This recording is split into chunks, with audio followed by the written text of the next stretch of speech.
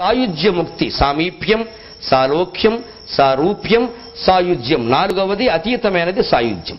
సాలోక్యం అంటే ఆయన లోకానికి ఎడతాం, వైకుంఠంలోనో కైలాసంలోనో. అది సంపూర్ణ ముక్తి కాదు. మీరు పురాణాలు గమనించండి, వైకుంఠంలో ఉండి మళ్ళీ అజ్ఞానంలో పడిన వాళ్ళు కూడా ఉన్నారు. కైలాసం పురాణాలు గమనించండి, కైలాసంలోట పువ్వులు కోస్తుంది ఒక ఆవిడ. అక్కడ ఒక ప్రమదుల్లో ఒకడు ఆవిడను చూసి మోజుపడ్డాట. ఈ మాత్రం పువ్వులు కోసిన ఆవిడను చూసి మోజుపడ్డానికి కైలాసం ఎందుకండి? కాళేశ్వరం మార్కెట్ సరిపోదా?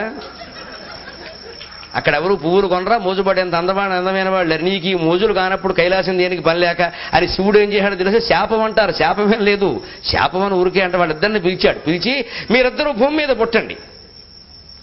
ఆయనే సుందరప్పడియారిని తమిళంలో ఒక గొప్ప శివభక్తుడు, సుందరప్పొడి ఆయన నాయనార్లు అంటారు శివభక్తుల్ని.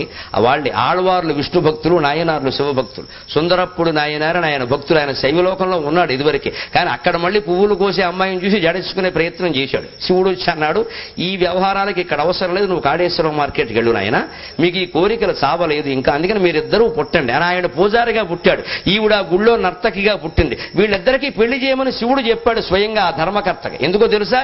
అదేదో అయితే కొంతకాలం అనుభవిస్తే ఇది మామూలు వ్యవహారమే అని తెలుస్తుంది. అప్పుడు మళ్ళీ ఏ పువ్వులు కోసేదానికేసి చూడండి. ఇంకా సంపూర్ణ జ్ఞానం అంటే అది.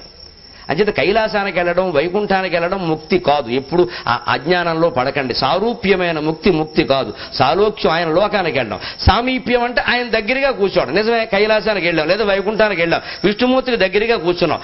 ఇంకోటి ఎవడో మనకంటే కొంచెం ముందు కూర్చుంటే మనకి ఏమనిపిస్తుంది? నువ్వేంటి ఇక్కడ, నేను ఉండగా? ఈ ద్వేషం మళ్ళీ రాలేదా? ఈ ముందు వెనక కూర్చోవడం అనేది ఎప్పుడైతే వచ్చిందో మళ్ళీ నీకు ముక్తి లేనట్టే లెక్క.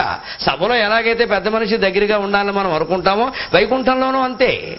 అలాగే సారూప్యం అంటే ఏమిటో తెలుసా? ఆయన రూపాన్నే పొందడం. అందుకే ఏకాదశి రుద్రుడు, ద్వాదశ ఆదిత్యులు, 12 మంది విష్ణు స్వరూపాలు, ఏకాదశి శివస్వరూపాలు ఎందుకుంటాయంటే రుద్ర రూపాన్ని పొందాడు ఆయన. బానే ఉంది, కానీ సంపూర్ణంగా రుద్రుల్లో లీనమైపోలా.